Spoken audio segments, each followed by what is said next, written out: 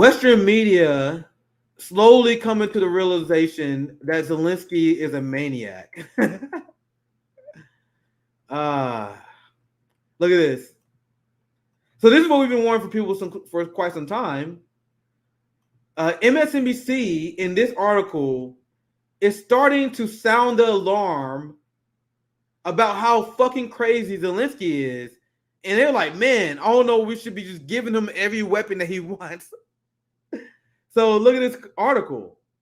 Zelensky has a bigger and more alarming appetite for risk than we thought.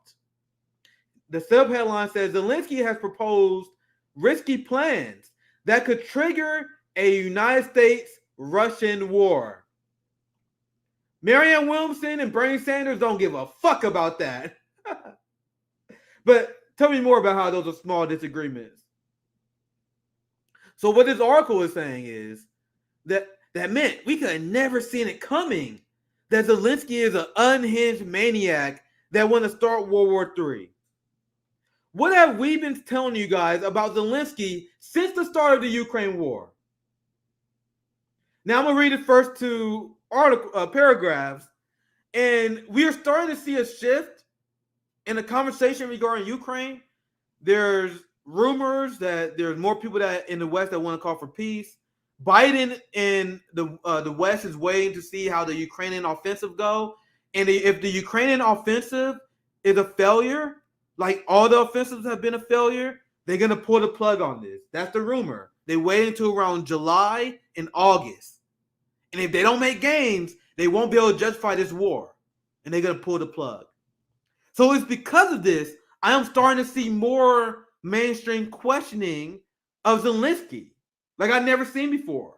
More mainstream questioning of the Ukrainian narrative, because the United States is getting, in the West, according to leaks and rumors, are getting closer and closer to pulling the plug on this disaster. Now let's get into the story. The Washington Post reported some big news this week. And now remember the Washington Post, because we're going to get to them here soon. The Washington Post reported big news this weekend. Classified United States intelligence documents leaked last month show that Ukrainian President Zelensky proposed to top Ukrainian officials. He proposed to top Ukrainian officials to attack Russia within its borders. He also floated the idea of blowing up an oil pipeline to Hungary, a member of NATO. Why would Zelensky say this stuff? You guys bombed the Nord Stream pipeline. You guys enabled him this far. I covered this war from the beginning. Zelensky has been calling for attacking Russia. When you attack Crimea, you're attacking Russia as well. So they are just now pretending that he's saying this stuff, but he's been saying this stuff last year. They are now reporting on it because there's rumors that after the failed Ukrainian offensive, they're going to pull the plug. So now you're going to start seeing more criticism of him. So you had Zelensky, this unhinged terrorist, that floated bombing a pipeline to a NATO member. Once again, this is the person that Bernie Sanders and Marianne Williamson do not give a fuck that we're funding. This eco-terrorist. You want to attack a NATO member because they're not cutting off Russian gas enough. So MSNBC says this is hugely disturbing news. God damn. Imagine how much Zelensky... I would never thought MSNBC was going to say that. Ever. You know, do you guys understand how crazy and unhinged Zelensky has to be for them to start saying this shit? They can't hide it anymore. Other countries see it. They can propagandize the American people as much as they want. But everyone, China, Russia, India, Brazil, Lula, all these people like, you guys see how fucking crazy Zelensky is? So how long can Western media cover it up? I see Duan, friend of the show. Bernie and Marianne may be as insane as Zelensky. I don't know if you guys saw the Marianne Williamson interview with Glenn Greenwald. She's very concerned about the Chinese Communist Party. Keeps her up at night. Now look at this part. Unbelievable. Unbelievable that they actually say this. They say this is hugely disturbing. Actually, I'll read the other part again. Zelensky proposed to top Ukrainian officials that Ukraine attacked Russia within its borders. He also floated the idea to blow up a pipeline in Hungary, a NATO member. This is hugely disturbing news. The report underscores the tremendous risk of endlessly arming Zelensky with an increasingly powerful array of weapons. So MSNBC is literally about 14 months later than RBN, 14 months later than all our allies and friends who shared our same position on Ukraine. This is exactly what we've been saying. This is exactly the concern that we floated to the NATO left that they don't give a fuck about. They do care about your vaccine opinion, though. Your vaccine opinion means everything. But you supporting arming this psychopath named Zelensky? Come on, man. We agree on 95% of things. Better be vaccines, though. If Zelensky were to lead an offensive operation in Russia while armed with weapons from NATO, there's a good chance Russia would interpret that as a U.S.-backed action. That, in turn, can trigger a direct military confrontation between Russia and the United States and a heightened chance of catastrophic nuclear exchange. Now, I want to tell you guys something that the media will never tell you. Right now, as it is, Russia could easily say they are at war with the United States right now. Easily. There's been UK, United States intelligence officers in Ukraine, and I will make the argument of how is the United States leading the term to arm Ukraine not an act of war. It 100% is an act of war. Are you kidding me? Can you decolonize your mind? The United States arming Ukraine against Russia is an act of war because they took their side in the Civil War in 2014 and 15. So I want you guys to understand, Russia has shown incredible restraint. Russia could easily use the economic war that has been waged against them and the fact that the United States and UK sending weapons to Ukraine as an act of war, and they could plunge us to nuclear war last year. The same way that China easily could have plunged us into a nuclear war because of the United States encroaching on Taiwan. But like always, it's up to Russia, it's up to China, and it's up to Iran to be the grown-ups in the room and to prevent nuclear war. So what this article is saying that if Zelensky actually does attack Russia, that will cause Russia to view us as part of the war. But the fact that they don't is them trying to spare the world. They're sparing the global working class because a massive all-out war between Russia and their allies in the West will destroy the global working class and arguably humanity because of nuclear catastrophe, right? So I want you guys to know Russia had restraint here. It's yet another sign that showing restraint when it comes to assisting Ukraine against Russian invasion isn't weakness, but wisdom. There's nothing wise about having 300,000 Ukrainians die because you want to weaken Russia and have them win an unwinnable war. Nothing wise about that. But I am glad they said it. I am 100% glad they said it. So this is actually a very rare critique of Zelensky that comes from MSNBC. I cannot emphasize that enough. So you have, as explained, the Washington Post obtained intelligence documents that expose how unhinged the Ukrainian government and Zelensky is. So you had this interview where Washington Post interviewed Zelensky, and Zelensky came across as so unhinged that Washington Post deleted an entire portion of the interview. They deleted that portion of the interview where Zelensky accuses them of being a Russian puppet. You cannot make this shit up. According to Zelensky, the Washington fucking Post is pro-Russia now. Because the Washington Post had the audacity to bring up these leaks that makes him look as unhinged as he is. So the subheadline says, the Ukrainian leader was angry about information revealed by a leaked document, saying sharing such info in Ukraine was a felony. That's the freedom-fighting, democracy-loving Ukrainians for you, where doing journalism is a felony. Reporting on government leaks is the most legit act of journalism that you can do. You guys know that? The most legitimate act of journalism is you breaking a story that came from leaks. That is what got Julian Assange in trouble. Julian Assange, an amazing journalist, won multiple journalistic awards, right?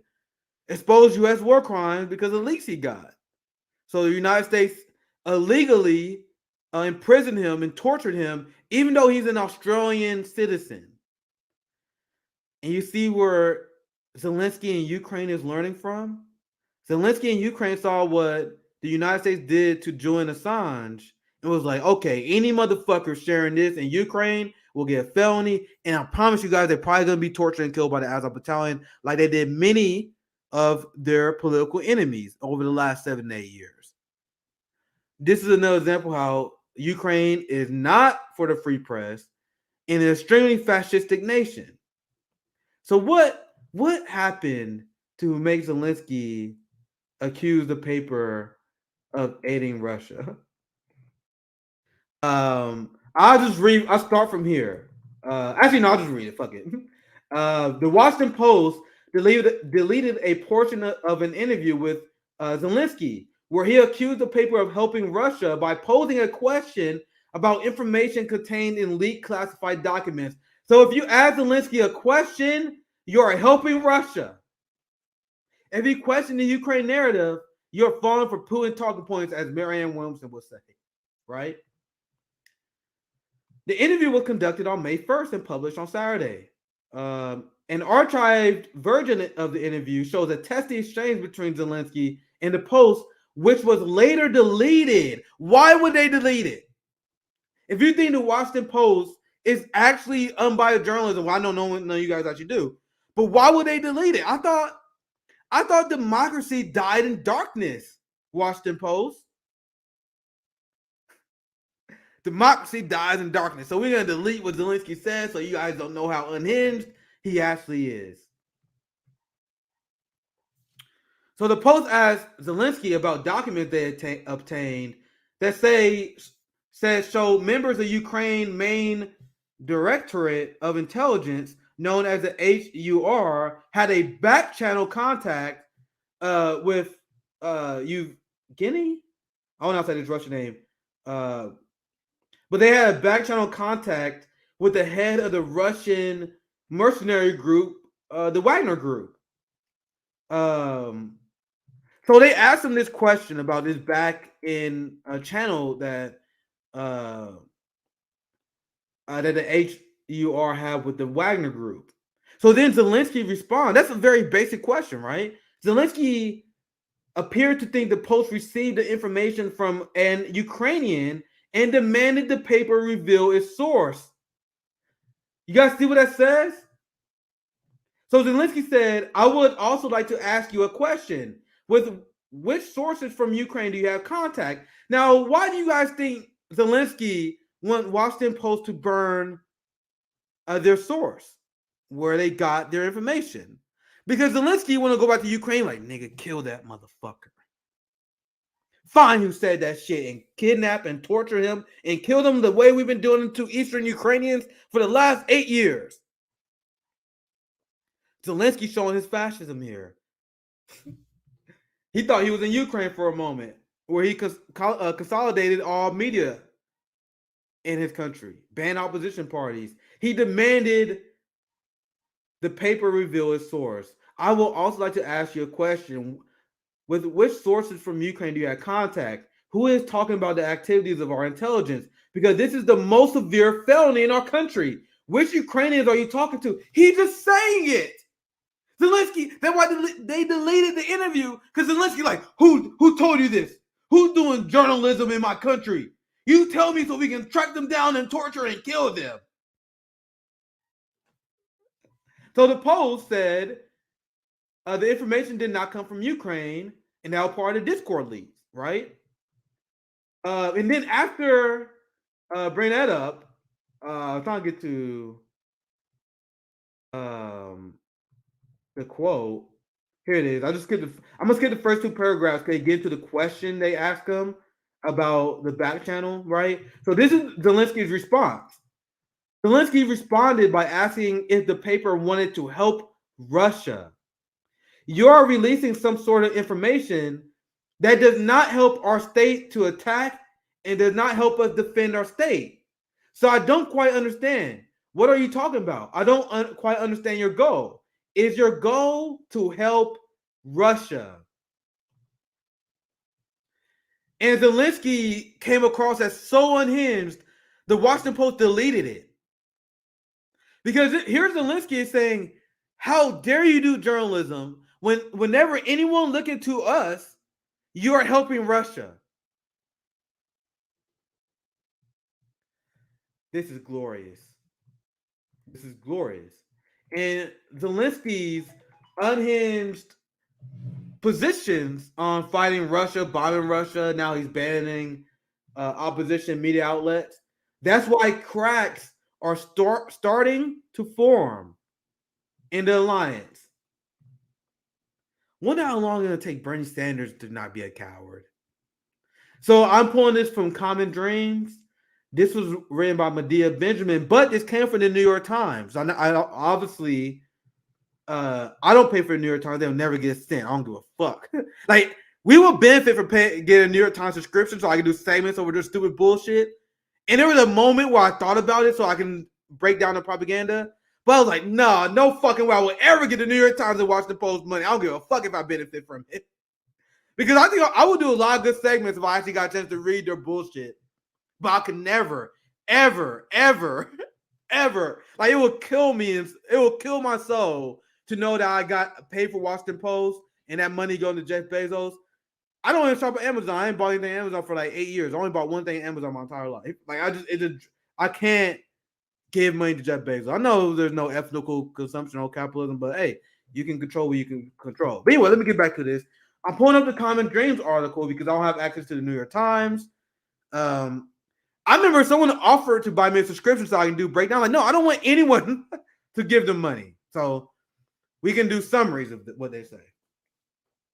So there was a full-page ad in the New York Times that was calling out the United States, and they were saying that we should give peace a chance. I know a lot of you guys have been paying attention since the start of this war. Have you guys ever heard anything like this when the war first started? The fact that this story is even written in the New York Times shows exactly how much the Ukraine and the West is in shambles. Everything they thought was going to happen, them winning an economic war with Russia, them rallying all our allies in support of our proxy war with Russia, has been an immense failure. Immense failure. So these are United States national security experts. These are not socialists. These are not anti-imperialists. These are people who believe in Western chauvinism. They believe that the United States is best for the world on top. But even they say, hey, how about we give peace a chance, man? This is only because this war has been a disaster, and they say it. So here's the subheadline. A full-page ad in the New York Times calls the war an unmitigated disaster and urges President Biden and Congress to help bring it to an end speedily through diplomacy. And despite how our corporate media meltdown and how the United States and the UK and the France meltdown about the Chinese peace agreement, the majority of the world supports the Chinese peace agreement, like Lula, like India, and many close U.S. allies, which is making this tension start arriving. And now the West realized they picked the losing side. What RBN been saying forever. So you have national security experts that are calling for peace in Ukraine, Why Marianne Williamson's not? Bernie Sanders not. So let me get this straight. You had United States national security experts call for peace in Ukraine before Bernie Sanders? Before Marianne Williamson, the person who's trying to challenge Joe Biden? Are you fucking serious? We got to look across oceans. We got to listen to what Macron said, where Macron said maybe we shouldn't be getting bogged down into a war with China. That was Macron who said that, not Bernie Sanders. Lula said that we need to advocate for peace following the Chinese model, not Bernie Sanders. As Duane said, my friend here, Bernie Sanders is sickening. There are people to his right, Tucker Carlson and Donald Trump is outflanking Bernie Sanders on peace. But there are people who they still refuse to say a bad thing about him. I mentioned the failure of the Bernie Sanders movement with Marianne Williamson. And she's like, man, if you guys feel that way, you shouldn't vote for me. And I was like, Marianne, you fucked up. You should never told me that. You told me and my audience not to vote for you. And now they're like, oh my God, RBN, why won't you support Marianne Williamson? She told us not to during our interview. We gave $400 million to Bernie Sanders for him to turn to a war pig. Excuse me. That's why I keep bringing him up. Because there should be way more anger at Bernie Sanders. Way more anger. There's not enough. Not enough anger at what Bernie has done. You got Trump that is factually to the left on Bernie Sanders when it comes to foreign policy right now. And that's embarrassing to say. Big shout out to Reflect the Sun. Get him some love in the chat. I appreciate the solidarity super chat. It really will help the channel out a lot. Much love, my friend. Much love, my comrade. That helps out a lot. Thank you so much.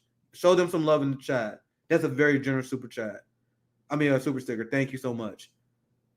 Let's see. Is there more? I actually do have two more quick things I want to cover tonight. So this is actually going longer than the average Nick at night, but hey, we having fun. We're having fun. You guys enjoying? Leave a like. Leave a comment. Let me know how I'm doing. I take this shit seriously, guys. Like, I really try to improve my presentation. I'm trying to slow down my speak.